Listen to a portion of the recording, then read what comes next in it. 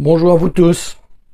Nous allons voir dans cette publication que la prière au nom de Jésus ne consiste pas seulement à exprimer son nom, mais c'est de reconnaître que ce n'est plus nous qui vivons. Et cela vient lorsque nous acceptons de laisser Jésus-Christ vivre en nous. Et pour qu'il vive en nous, il faut naître de nouveau. Et cela va nous demander de placer notre confiance en Jésus et donc dans l'œuvre qu'il a accomplie sur la croix. Reconnaissant que c'est lui qui a été envoyé par Dieu le Père, afin d'être le sacrifice qui nous sauve.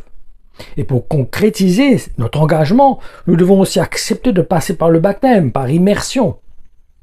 C'est du reste parce que nous avons accepté de nous identifier à Jésus-Christ par le baptême, que nous pouvons tout faire en nous recommandant de lui, en le faisant de sa part, en son nom.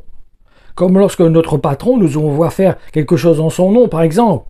Si nous pouvons accomplir ce qu'il nous demande, c'est parce que nous avons été envoyés par lui, accomplissant ce qu'il nous demande en nous recommandant de lui. Et en tant que disciples de Jésus-Christ, nous ne devons plus faire qu'un avec notre Maître. Et cela va nous demander d'emprunter le même chemin que lui-même a pris. Et donc, d'imiter Jésus, non par nos propres forces, mais par l'aide du Saint-Esprit qui demeure en nous. Et s'il nous arrive de rater, nous avons quelqu'un qui plaide auprès du Père en notre faveur. Et cela tant que nous restons attachés à la grâce de Dieu, celle à laquelle nous bénéficions en Jésus-Christ. Je peux donner l'exemple d'un endroit qui n'est pas accessible, à moins que nous n'ayons un laissez-passer. Si nous avons ce laissez-passer, nous serons conscients que le fait de pouvoir entrer dans ce lieu, c'est grâce au document qui est en notre possession et qui nous permet donc de pouvoir nous déplacer librement dans cet établissement, dans cet endroit. Et dans ce cas précis, ce sera évident pour nous que le privilège que nous avons ne vient certainement pas de nos efforts. C'est juste parce que quelqu'un a trouvé bon de nous donner ce laisser-passer pour un but spécifique. Parce qu'il y a un plan dedans, bien sûr. Il ne nous donne pas ce laisser-passer pour faire joli.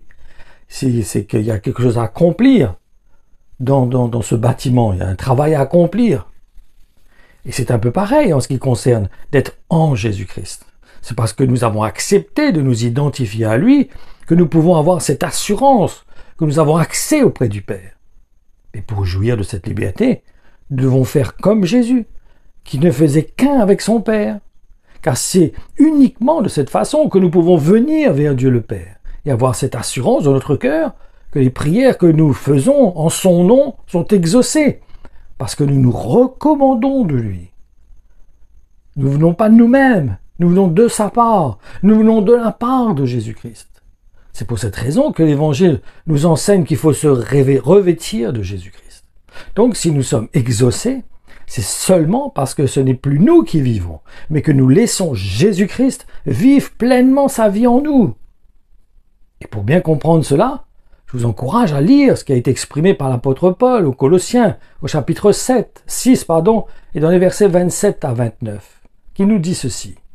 C'est à eux qu'il a voulu faire connaître quelle richesse, quelle splendeur renferme son plan secret en faveur des non-juifs. Ce secret, c'est tout simplement ceci. Le Christ en vous. C'est en lui que se concentre toute la gloire future. C'est ce Christ que nous annonçons. C'est pour cela que nous avertissons chaque homme sans distinction, que nous enseignons à chacun la sagesse parfaite. Notre but est de placer tout homme en présence de Dieu et d'amener les chrétiens à leur pleine maturité spirituelle par une communion vivante avec le Christ. Voilà pourquoi, tel un lutteur, je tends tout mon être et je travaille avec acharnement en me confiant dans les forces que me donne celui qui agit puissamment en moi. Voyons aussi comment nous devons prier. Et pour cela, je vous encourage à lire ce que Jésus-Christ a enseigné à ses disciples. Ces paroles se trouvent dans l'évangile de Jean, chapitre 16, et dans les versets 23 et 24. Et nous dit ceci. Quand ce jour viendra, vous ne me poserez plus aucune question. Oui, vraiment, je vous l'assure, tout ce que vous demanderez au Père en vous recommandant de moi, il vous l'accordera.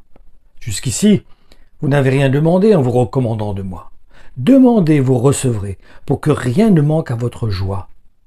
Ma conclusion, l'Évangile nous explique que Jésus-Christ est le premier homme de la nouvelle création. Et tous ceux qui s'identifient à lui accèdent à cette nouvelle création. qui est spirituel. Et lorsque nous avons accepté de nous identifier à lui, nous devenons nous aussi des enfants de Dieu, comme Jésus. Et cela vient de ce que nous recevons le Saint-Esprit en nous, comme lui-même a reçu le Saint-Esprit quand il était dans un corps de chair tel que le nôtre.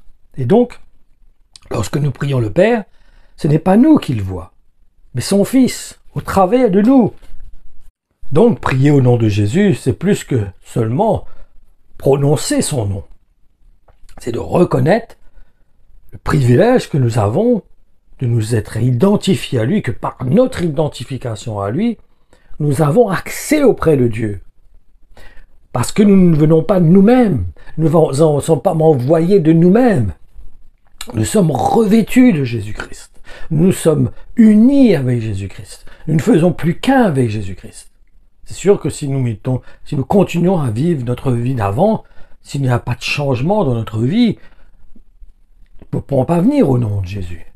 Il faut changer de vêtements. Il faut mourir à soi-même. Il faut accepter cette œuvre dans notre cœur. C'est pour ça que Jésus disait, quand il a évangélisé, il disait « changez, car le royaume des cieux est proche ».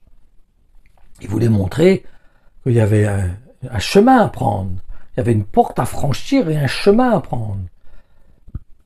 Et ce chemin, c'est lui.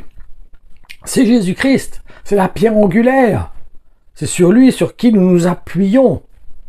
Car c'est lui qui nous emmène dans la présence de Dieu. C'est le fait que nous sommes un avec lui qui nous permet d'avoir accès auprès du Père. Donc ayons de l'assurance dans notre cœur. Essayons pas de nous condamner ou quoi que ce soit. Parce que nous ne pouvons pas venir devant la présence de Dieu de nous-mêmes. C'est pas moi qui a la capacité de me présenter devant le Père. C'est parce que je me suis revêtu de Jésus-Christ.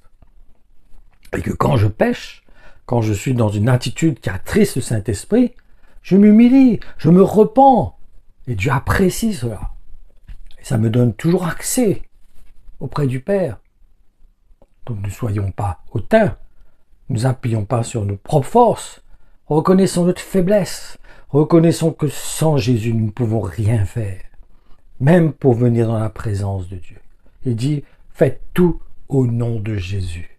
Faites tout au nom de Jésus, de sa part, parce que c'est lui qui nous revêt, c'est lui qui nous donne le brevet, qui nous donne l'insigne, qui nous donne, comment dire, le grade, ce que vous voulez, que nous sommes enfants de Dieu. Et en tant qu'enfants de Dieu, nous pouvons rentrer dans la présence de notre Dieu, parce que nous ne venons pas de nous-mêmes, nous sommes envoyés par Jésus-Christ.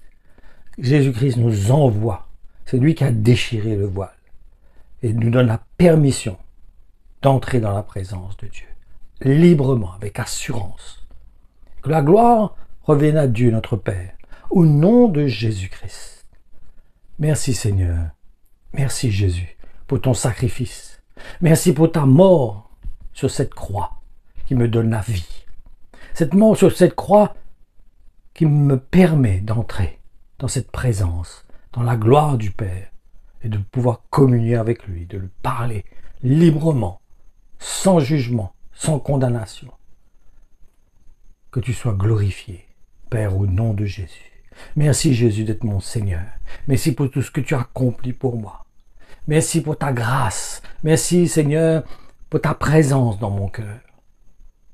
Je te loue, je te rends grâce, parce que ton amour m'a sauvé, ton amour m'a transformé, ton amour m'a donné cette possibilité, cette grâce de pouvoir venir dans la présence.